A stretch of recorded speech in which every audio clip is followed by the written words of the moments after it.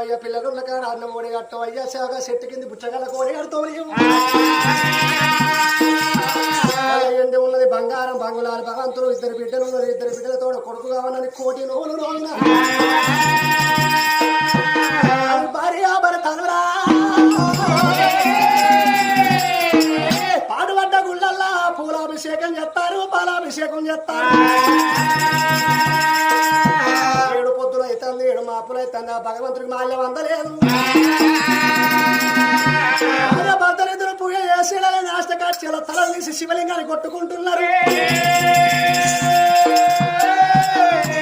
భర్తలిద్దరు శివలింగానికి అలా తలలు కొట్టుకుంటాడు శివలింగానికి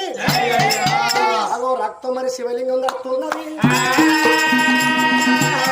రక్తాభిషేకం అవుతుంది